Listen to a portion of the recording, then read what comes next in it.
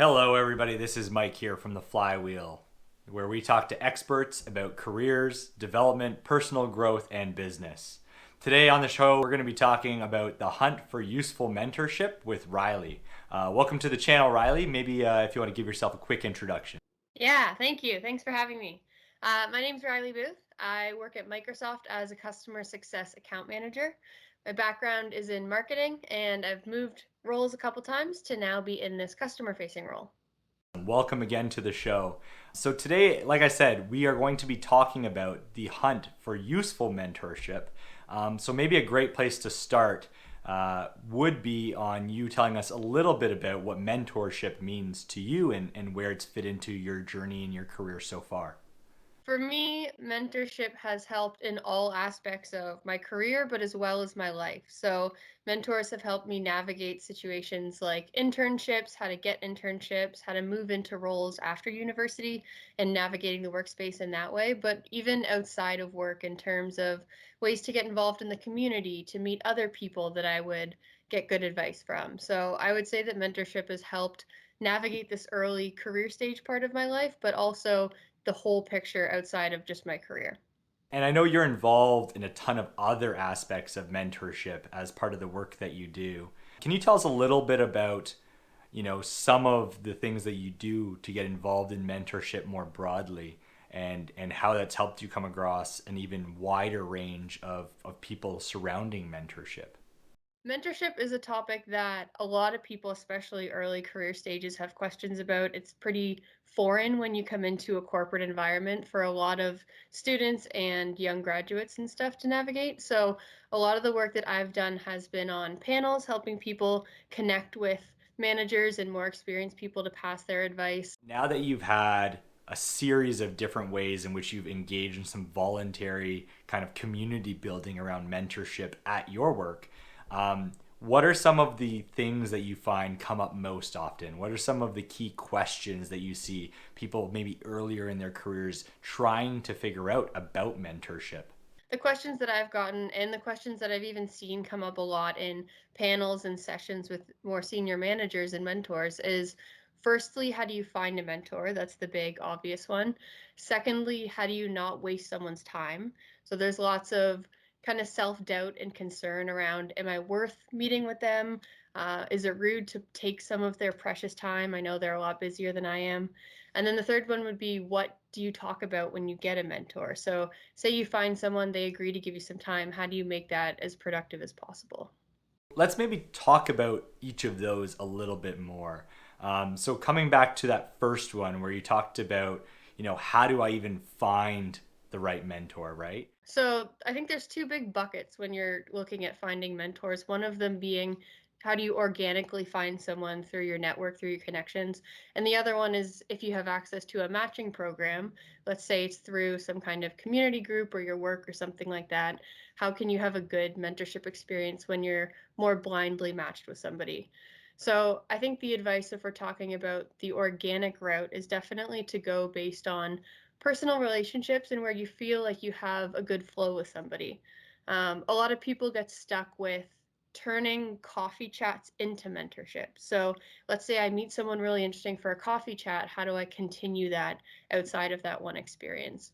So I think when you're looking at that situation, see where you can pick up on the commonalities, the things you've talked about. Can you have a productive conversation just outside of asking them their career journey? Is there any way you can get tips on your role or something you're interested in, and then have a reason to follow up with that person? So let's say you're talking about your career path or your job that you're working on, and they recommend an activity you should do or a person that you should also talk to. See if you can loop back in that first conversation and say something like, hey, do you mind if I connect with you after I talk to this person? I'd love to get your thoughts on how our conversation went. I think finding organic ways to reconnect with that person and being courageous enough to ask as well. So don't be scared about asking if you can set up another meeting if you have a good reason to. The just for the second one, for when you're talking about being matched with a person, I think the best advice I've heard about that is really investing the time in the beginning to build that personal relationship, right? Have understanding of what that person's work style is, their communication style, Maybe you want to share personality tests with each other and talk about what parts of your job you enjoy. That really helps. The more they understand you, the more they can help you and have a better understanding of what you're looking for. So I think you touched on a really important piece, which is when you're going out to seek mentorship, there's really a grounding and need to understand what you actually are looking for. And so there's probably this exercise in advance of seeking out mentors that'll be super efficient and helpful. Talk a little bit about, where and how you maybe have approached that yourself. What are you looking for, and how are you going to apply mentorship to support those goals? So talk a little bit about how that's worked for you. For me, I would say it started a lot when I was on internship and I made a deck of goals that I had for my internship. So I found it was super helpful to have this document or this artifact that I could base a conversation around. So I would take this couple slides of goals that I had, and if I didn't exactly know how a person could help me, I would just ask if I could have 30 minutes to run them through this and get their feedback on the goals in general and have a discussion on that. So I think if you have some kind of outline of who you are, what you're looking for, what goals you have, then even if you don't have a specific question for somebody, especially in the context of a coffee chat, maybe not a full like 1 year mentorship, but you can ask for feedback on what you've prepared and where your head is at and get lots of good ideas from them. So for me, it's really based around this walking deck or this career vision board that I have. And the more I walk through it and get feedback on it, the better it gets. And then as I go through my career and as my goals have changed, I've been able to pick out the pieces where mentorship can help. So having all those goals mapped out and having a path, even if it's not exactly perfect, getting feedback on it, I think is a great way to have the conversation and find what those buckets are that a mentor could help you with. So that really makes sense. So before you go out and seek mentors, you do need to do a little bit of self work.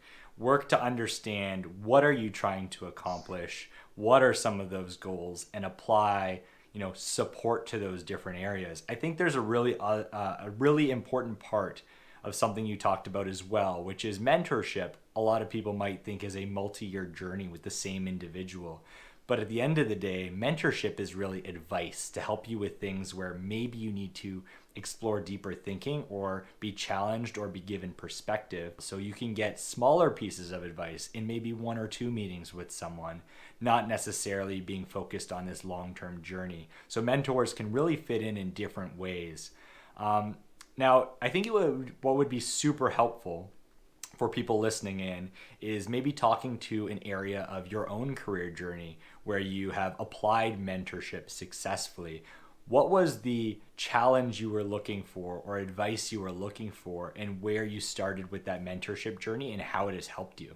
The example I'll use is when I made this last role change into the role I'm in now. So, in my previous role, I had gotten a mentor through the matching program at work, and we did spend a lot of time on that investment of getting to know each other. And we spent about 4 or 5 months together just working on what do I want in my next few roles. So, this mentorship started before I knew what my next role was going to be or what I wanted it to be, and it lasted all the way through that transition. And my mentor actually became my now manager, and I was able to move on to her team. So we really started at the beginning of what do I want to achieve in my life and my career.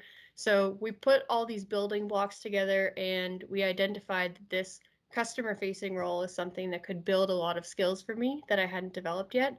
And then she helped me navigate who do I need to talk to, who in that area of the business needs to know what my goals are and needs to know that I want to move.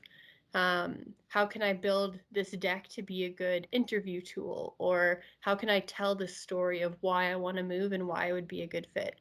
So that was an awesome example of a mentor that helped me through an entire cycle of a job change. There's two pieces that I would love to dig into a little bit further with you. The first is you said you've had like a deck or a PowerPoint or a presentation of some type, but what seems to be super core is if you can have that articulated in something that you can share with others so that it's not maybe just stuck in your head and it helps others come on board. Um, can you talk to me a little bit about how you establish that? So The deck started, like I said, when I was an intern, and it was just a couple slides on what my goals are. Then I found, since this relationship aspect of getting to know the person you're talking to, and even more importantly, have them understand you so they can actually help you, I started to add in some slides that came from one of your templates, which was super helpful back when I was a co op, but to give more color on who I am as a person. So, who am I inside of work and outside of work? And what was I doing before I came to Microsoft? And things like that. So, every slide is very concise. It has not more than 10 words really on the slide. It has graphics or visuals to make it a bit more interesting.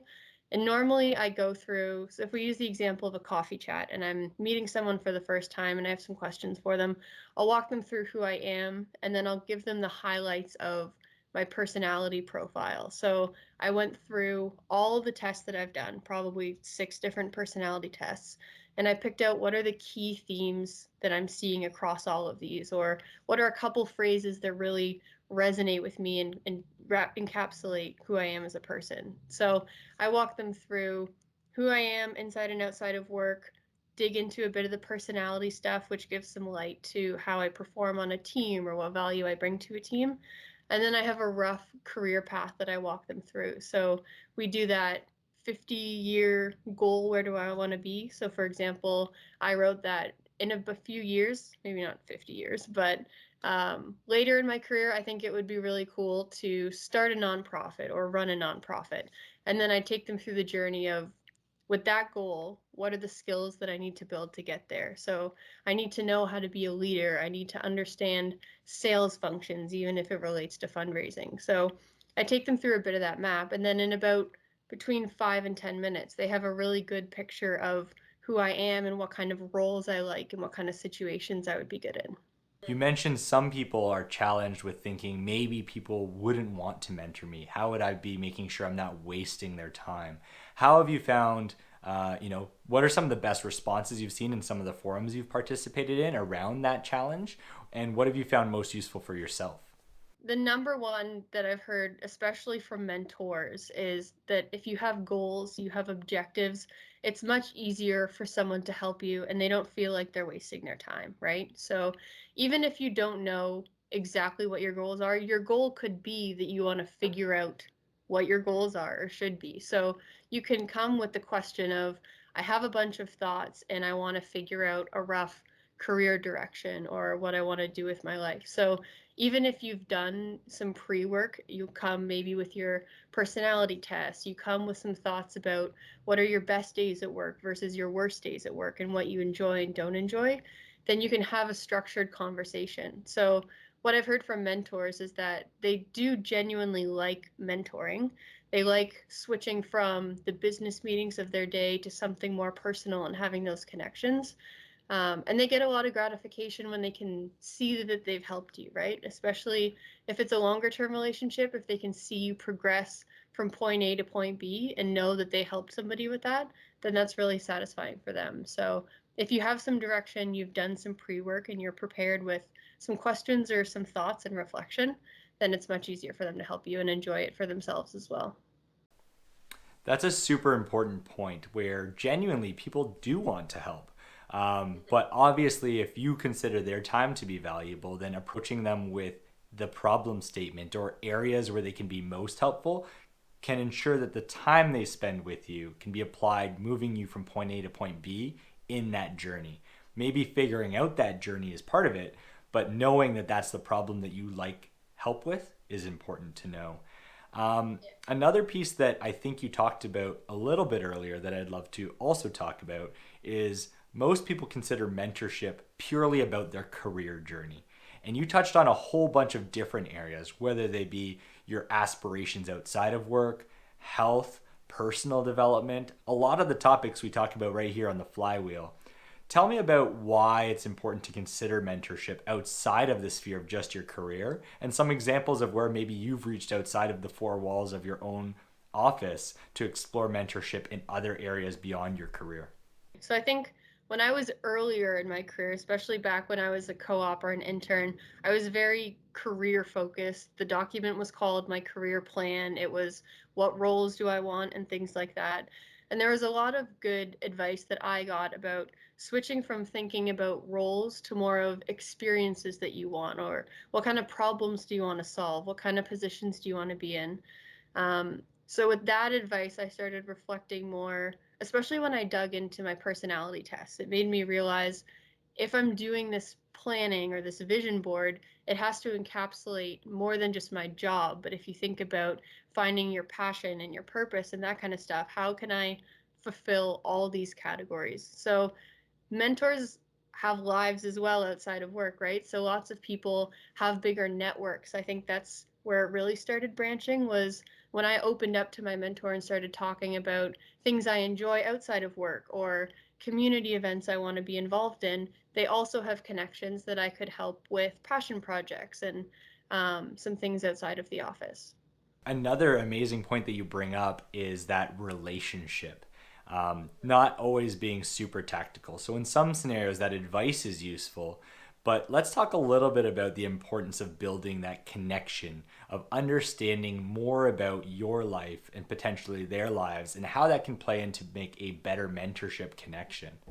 One thing I've heard a lot from mentees, and especially co-ops and very early career stage, is that when they have these coffee chats, they feel like they're in an interview, or they feel like they have this limited amount of a time to impress their mentor to earn that second meeting, right? So I think it's tough to open up because you want to provide value, but at the same time, if that mentor understands you as a person and what you enjoy, it makes it much easier for them to help you. So I think if you're more rigid and closed and down to business, I find even from my own experience, I leave those meetings sometimes not exactly knowing how I can help that person. And not only do I not know how to help them, but I don't really have a sense of who they are or if I would sponsor them or stick out my neck for them or invest more time in helping them.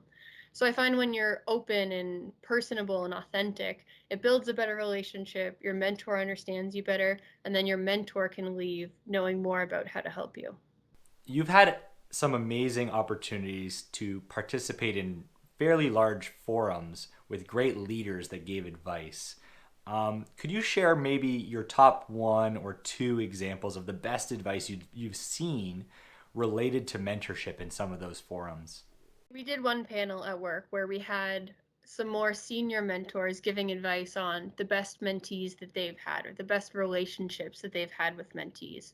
And the top bubbles of advice that they kept coming back to in their panel was really around having goals and being prepared and being yourself. And it all bubbled down to those two pillars. Really, any question that the audience had about how do I know if my mentor is a good fit? How do I end the relationship if it's not working? All of those questions really just come back to human interaction, right? Like, how would you want to be interacted with in that scenario? So I think with the preparedness that we talked about, you can't just show up from meeting to meeting with no work in between, right? Because it is your career. These people are helping you, but it's your life and your plan. So I think that's a quick way to lose credibility if you're just showing up and kind of wasting the person's time. So if you put in the work in between meetings, even if that work is just reflection, right? Thinking back on if you're trying to find your career journey, do some really deep reflection on what you like or don't like. See if there's any tools like going back to the job description for your role and measuring yourself on, are you hitting all of those buckets? Is there more development you need to do? So having that own intrinsic awareness and self-reflection, I think, can help mentors bring that conversation wherever it needs to go. So it really boils down to three core things. One is make sure that you've set goals or have a reason and purpose for the mentorship.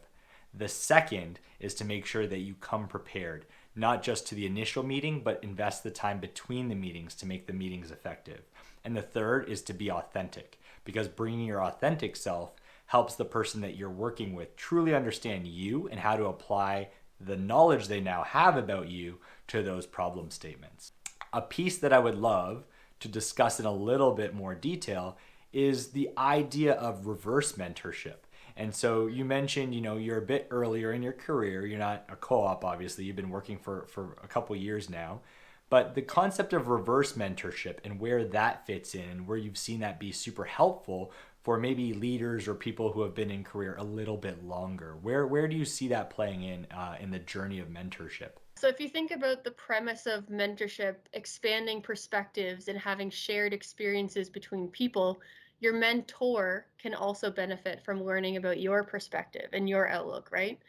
Something I hear a lot is that more senior people, they lose touch a little bit with that fresh perspective or what it's like to be early in your career, your perception of the company and how things are going. So, a lot of good conversations I've had that have helped my mentors have just been about my genuine thoughts and experiences on how things are going in my role.